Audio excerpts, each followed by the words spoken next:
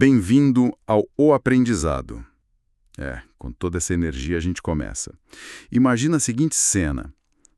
Alguém entra num evento corporativo, tipo no fim da tarde. Nossa, aquele clássico. Aquele clássico, né?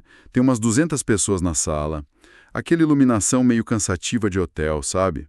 Todo mundo segurando um copo de café barato ou tipo uma água com gás. E imediatamente se percebe um problema muito bizarro. Todo mundo querendo empurrar produto. Exatamente. Absolutamente todo mundo ali está desesperado para vender alguma coisa. Mas ninguém, literalmente ninguém, pisou naquele salão com a intenção de comprar. Então, a nossa missão nessa exploração aprofundada de hoje é descobrir como escapar dessa armadilha exaustiva. Como é que as pessoas que realmente alcançam o sucesso constroem fortunas e oportunidades, sabe? E eu já adianto, olha, não é por sorte, e muito menos caçando contatos como quem busca uma presa. É, na verdade, sobre dominar a arte de cultivar conexões. Exato. E o que é fascinante quando a gente mergulha nos textos e nos artigos que embasam a nossa análise de hoje é que o sucesso se revela como algo absurdamente intencional. Totalmente. Não é acidente, né?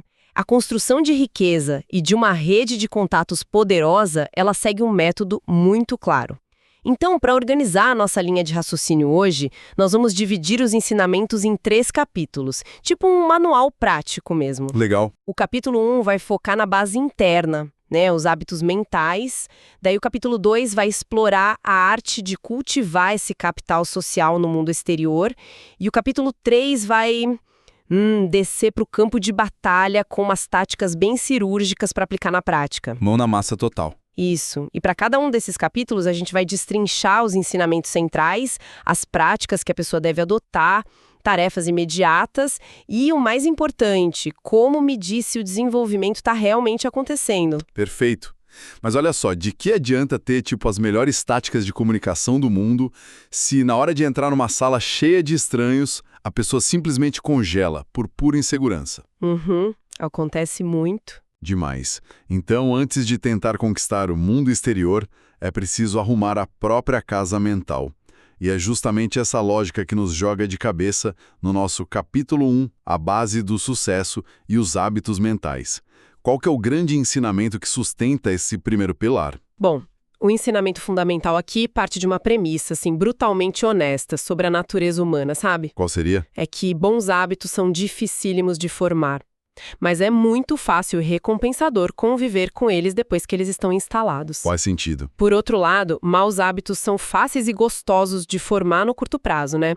Só que eles tornam a convivência e a vida extremamente difíceis no longo prazo. E a melhor ilustração disso vem de uma figura histórica bem surpreendente, Benjamin Franklin. Dólar.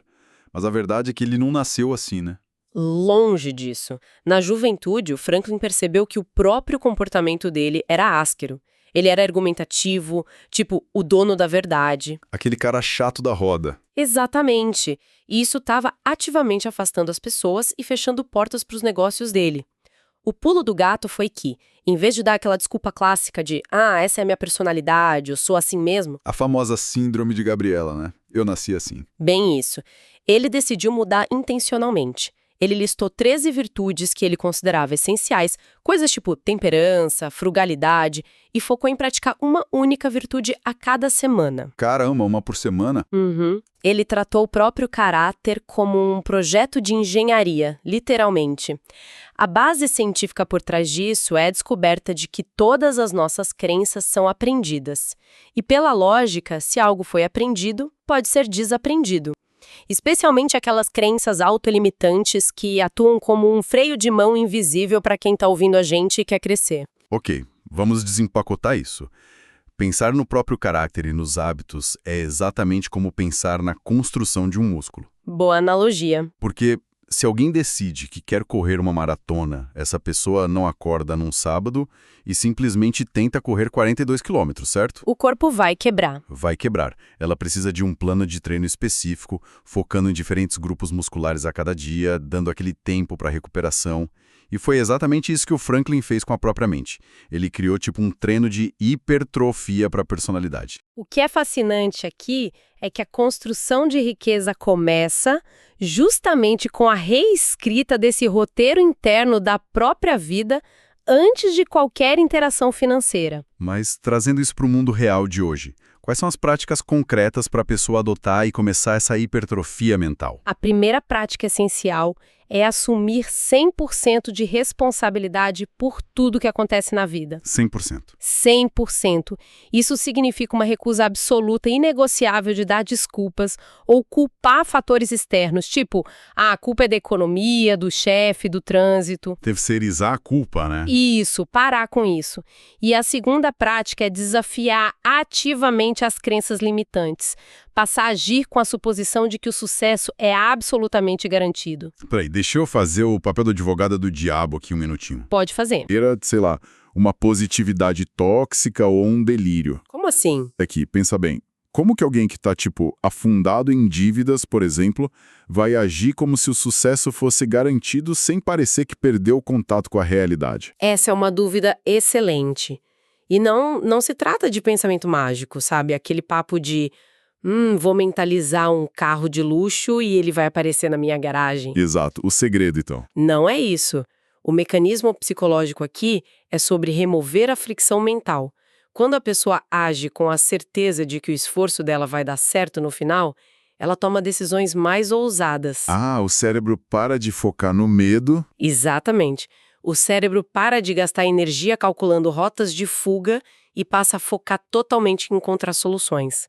É uma mudança de postura de sobrevivência para uma postura de expansão. Entendi. Faz todo sentido. Então você corta o plano B para focar toda a energia no plano A.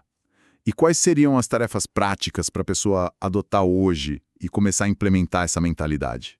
Olha, a primeira tarefa é pegar papel e caneta. Não pode ser só na cabeça, tem que escrever mesmo e fazer uma lista super honesta de todas as crenças autolimitantes. Tipo o quê? Coisas como, eu não sou bom em vendas, ou eu sou muito velho para mudar de carreira, ou não tenho perfil para liderar. Clássicas. Sim. Aí, ao lado de cada uma, a tarefa é escrever exatamente o oposto e ler isso diariamente. E a segunda tarefa é identificar os 3 hábitos mentais mais importantes que precisam ser desenvolvidos agora para sustentar o sucesso lá na frente. 3 hábitos. Isso. Pode ser, sei lá, a escuta ativa, o otimismo implacável ou a disciplina de planejamento. E como que a gente foge da autoilusão nisso tudo? Qual que é a forma de medir o desenvolvimento nesse capítulo 1? Através de uma métrica muito simples, mas, vou te avisar, é dolorosa. Lá vem. A pessoa deve realizar uma autoavaliação semanal rigorosa, tipo um verdadeiro placar de honestidade, sabe? Para contar exatamente quantas vezes naquela semana ela deu uma desculpa em vez de assumir a responsabilidade por um problema. O objetivo é que esse número chegue a 0. Fantástico. E bem difícil, né? Mas, vamos lá. Digamos que essa casa mental está em ordem agora. A mente está fortalecida, as desculpas foram eliminadas e o caráter está sendo treinado. O passo seguinte seria pegar essa confiança interna e levar lá para fora. Como é que a gente transforma esse capital mental em capital social palpável? E isso nos lança diretamente no nosso capítulo 2, a arte de cultivar conexões e o capital social. Qual que é o grande ensinamento que vira a chave aqui? O principal ensinamento começa por entender aquele cenário do evento corporativo que a gente mencionou lá na introdução. Do pessoal desesperado para vender. Isso, aquele fenômeno é chamado de desconexão do networking. Ocorre quando as pessoas entram no modo de caça. Elas buscam aquela venda imediata a qualquer custo. É uma abordagem transacional e super agressiva, sabe? Todo mundo odeia esse cara no evento. Ninguém suporta. A grande virada é mudar a mentalidade de caçador para a mentalidade de cultivador. O cultivador planta sementes para relacionamentos de longo prazo. E o coração dessa mudança é a lei da reciprocidade, materializada na filosofia do quem doa, ganha, o famoso giver's gain. Mas, de novo, eu preciso questionar. Agir com a filosofia do quem doa, ganha é maravilhoso, na teoria. Mas no mundo real, que é altamente competitivo, se uma pessoa vai a um evento de negócios apenas com a intenção de ajudar os outros, ela não corre o sério risco de virar capacho, de dar o seu tempo, seus contatos e voltar para casa de mãos vazias? O risco existe sim, mas só se a doação não for estratégica. O Giver's Gain não é sobre ser uma instituição de caridade sem limites. A psicologia por trás disso baseia-se na criação de dívidas sociais positivas. Dívidas sociais. Quando se ajuda genuinamente alguém do mercado, cria-se um senso de obrigação moral recíproca na outra pessoa. E para não virar capacho, entra em cena um conceito vital chamado processo VCP, visibilidade, credibilidade e lucratividade. Profitability, no original, né? Como que funciona essa transição na prática? Pense nisso como um funil psicológico de confiança. Primeiro, a pessoa precisa de visibilidade. Os outros precisam saber quem ela é e o que ela faz. Com o tempo e a consistência, isso evolui para credibilidade. Que é quando as pessoas começam a confiar no seu caráter e competência. Exato. E é só depois que a credibilidade está sólida que o relacionamento atinge a lucratividade, que é a fase onde as indicações de negócios começam a fluir naturalmente, entende? O erro do caçador é tentar pular direto da visibilidade para a lucratividade. É como pedir alguém em casamento no primeiro encontro. Perfeito, é exatamente isso. Olha só que interessante. É uma violação de um rito social básico. Entendendo isso, quais são as práticas recomendadas para a pessoa adotar e viver esse processo VCP de forma saudável? A prática número 1 é tratar o networking puramente como a construção de um relacionamento contínuo, jamais como uma transação isolada. E a segunda prática é buscar ativamente a diversidade na rede de contatos. Sair da bolha. Sim, porque é muito confortável ficar em grupos homogêneos, cercado de pessoas da mesma área. Mas o erro fatal aí é perder o acesso aos chamados linchpins. Linchpins, vamos traduzir isso para o pessoal, seriam as peças-chaves, certo? Exato. São aquelas pessoas super conectadas que funcionam como pontes humanas entre indústrias e bolhas sociais completamente diferentes. Tipo um advogado que conhece todo mundo no setor de tecnologia, por exemplo. Isso. Eles são os nós centrais da rede. Eles conectam mundos que não se conversariam de outra forma. Sensacional. E para quem está ouvindo a gente e quer colocar a mão na massa, quais são as tarefas para adotar no capítulo 2? A primeira tarefa é atuar como um anfitrião voluntário em eventos. E, olha, para quem tem timidez, isso muda o jogo completamente. Como assim? A psicologia explica que a ansiedade social vem do excesso de foco em si mesmo. Tipo, como eu tô me saindo, o que vão pensar de mim? A pessoa fica super autoconsciente. Demais. Mas ao se oferecer para ficar na porta recebendo os visitantes, o cérebro desloca a atenção para ajudar os outros a se sentirem confortáveis. Isso reduz a própria ansiedade quase a zero. Que truque brilhante! E a segunda tarefa? A segunda tarefa é criar uma lista das 50 pessoas fundamentais da sua rede e ligar para elas regularmente. Ligar para clientes antigos sem pedir absolutamente nenhuma indicação, apenas para saber como eles estão e cultivar a relação. E como é que a gente mede o sucesso de tudo isso? Qual que é a métrica desse cultivo? A forma de medir o desenvolvimento aqui é muito clara. Você precisa contabilizar um número de conexões para um café, sabe? Sejam reuniões presenciais ou em vídeo, realizadas dias depois de um evento. Preste muita atenção nisso. Apenas colecionar cartões de visita não é métrica de networking. Isso me lembra de uma analogia fantástica.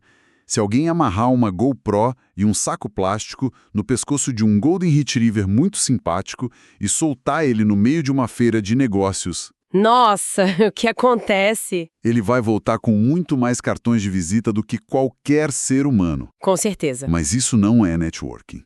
É apenas coleta de papel reciclável. Exatamente. O networking real, onde a credibilidade é construída, ele só acontece naquele café que ocorre dias depois, quando você senta para entender a vida e o negócio do outro. Então, o que tudo isso significa? especialmente para os introvertidos que estão ouvindo a gente e acham que networking é só para os extrovertidos falantes. Se conectarmos isso a um panorama maior, a gente vê que os introvertidos muitas vezes levam uma vantagem formidável nisso. Verdade. Sim, porque eles têm uma propensão natural a ouvir mais do que falar. E escutar é a habilidade número 1 para construir credibilidade. Perfeito. Agora, entender a teoria do cultivo, a paciência do processo VCP e a necessidade do café pós-evento é ótimo. Mas qual que é a mecânica exata, passo a passo, quando a pessoa está de fato pisando num salão cheio de estranhos e precisa se apresentar? Aí a gente entra na tática. Isso. E isso nos guia para a parte mais tática da nossa conversa, que é o capítulo 3, Estratégias Práticas e a regra 12 por 12 por 12. Quais são os ensinamentos que ditam as regras desse jogo no presencial? Aqui nos entramos naquelas ferramentas cirúrgicas que eu comentei. O maior ensinamento desse bloco é a regra 12 por 12 por 12, que mapeia como o cérebro humano julga outra pessoa em 3 estágios bem instintivos. Quais são? Primeiro, como a pessoa é percebida a 12 pés de distância, o que dá cerca de 3,6 metros. Depois, como ela se comporta a 12 polegadas, que é uns 30 centímetros. E, por fim, quais são as primeiras 12 palavras que saem da boca dela. E é fascinante pensar no porquê disso funcionar. A razão pela qual a gente julga alguém a quase 4 metros de distância é puramente biologia evolutiva, sabia? Sério? Sim. O cérebro humano foi programado ao longo de milênios para escanear o ambiente em milissegundos e decidir se essa criatura vindo na minha direção é uma ameaça ou um aliado. A postura corporal, a forma como a roupa se adequa ao ambiente, a expressão facial, Tudo transmite uma mensagem. tudo isso transmite uma mensagem de tipo, pode confiar ou fuja, antes mesmo de um simples bom dia. Precisamente. E quando chegamos na fase das primeiras 12 palavras, é aí que a maioria tropeça, sabe? Porque eles tentam recitar um currículo. E isso nos leva a outro ensinamento crucial desse capítulo, que são os 5 níveis de indicações. Porque as pessoas acham que indicação é tudo igual, né? Acham, mas não é. O nível 1 é fraco, é apenas repassar um nome e um telefone. O nível 2 já adiciona o site ou um portfólio. O nível 3 envolve um testemunho pessoal, tipo dizer, eles fizeram um bom trabalho para mim. Já melhora bastante. Sim, aí o nível 4 é o contato ativo, onde a fonte da indicação liga para agendar reunião por você. Nossa, isso é ouro. É, mas o nível 5 é o santo grau do networking. É a introdução presencial lado a lado, onde a pessoa de confiança promove o seu serviço ativamente para o prospecto. Chegar no nível 5 não é para amadores mesmo. E para navegar por isso, quais são as práticas recomendadas para a pessoa adotar nesses encontros táticos? A primeira prática é posicionar-se como um especialista bem informado e não como um vendedor desesperado. Compartilhar estatísticas úteis, tendências, sem tentar fechar a venda na hora. Legal. A segunda prática é fazer as chamadas perguntas estratégicas, que transferem o protagonismo para o outro. E aqui é onde ocorre um grande paradoxo da comunicação social. Aqui é onde a coisa fica realmente interessante. Porque a melhor maneira de ser considerada a pessoa mais brilhante, carismática e memorável de uma roda de conversa não é falando ininterruptamente sobre a própria genialidade, sobre os próprios produtos ou as viagens incríveis que fez. Definitivamente não. É fazendo o outro falar.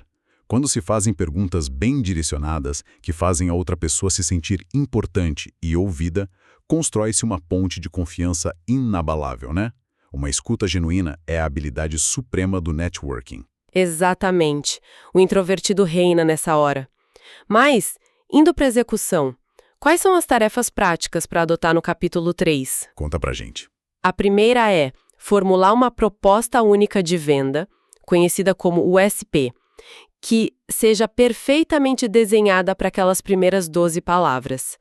Ela deve focar na dor que se resolve, não no cargo corporativo. Um exemplo para ficar mais claro? Claro, em vez de dizer, sei lá, eu sou o analista financeiro sênior, a pessoa diz, eu ajudo pequenas empresas a encontrarem lucro onde elas só veem despesas. Uau!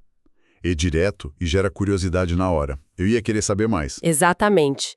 A segunda tarefa é dominar a logística do acompanhamento com o sistema 24/7/30. Como funciona? Psicologia da memória diz que as pessoas esquecem de quem conheceram muito rapidamente.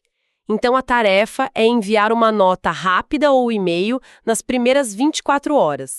Depois, conectar-se nas redes sociais, tipo LinkedIn, dentro de 7 dias. E agendar aquela conversa presencial ou virtual dentro de 30 dias. É um sistema à prova de esquecimento, que cimenta de vez a transição da visibilidade para a credibilidade. Mas olha, na prática, a coisa muda um pouco de figura, né?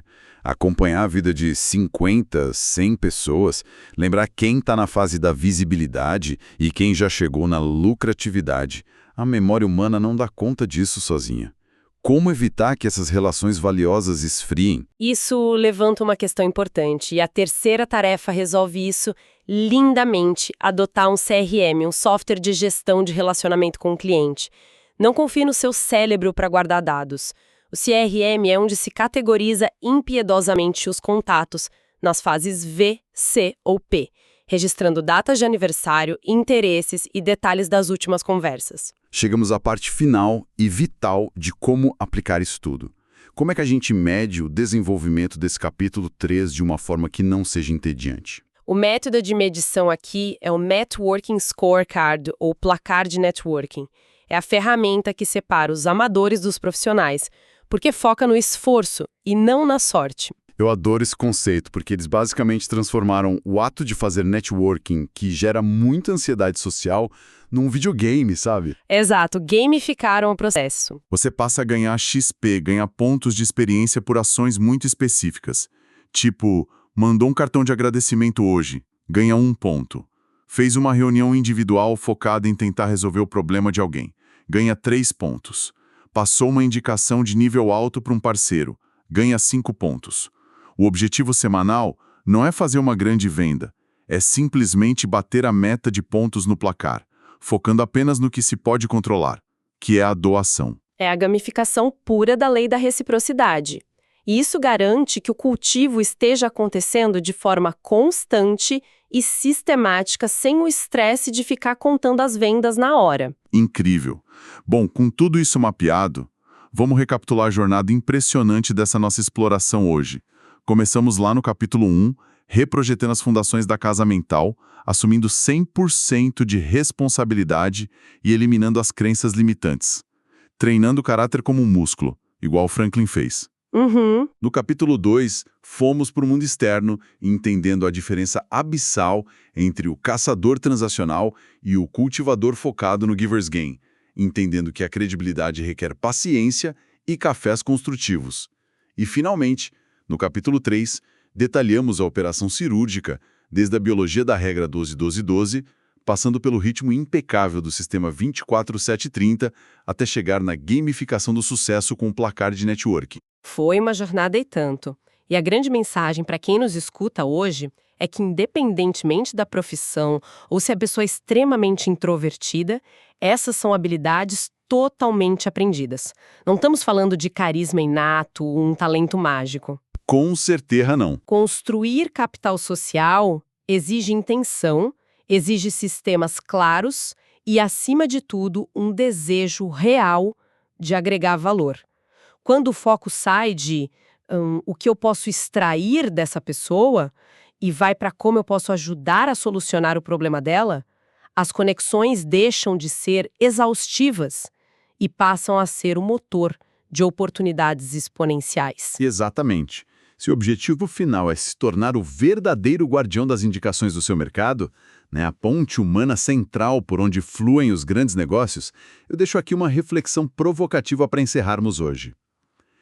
Quem é a pessoa que já está na sua rede, que talvez esteja no seu celular agora mesmo, sendo ignorada ou subestimada, e que, se cultivada adequadamente a partir de hoje, pode ser a peça-chave para transformar toda a trajetória do seu futuro?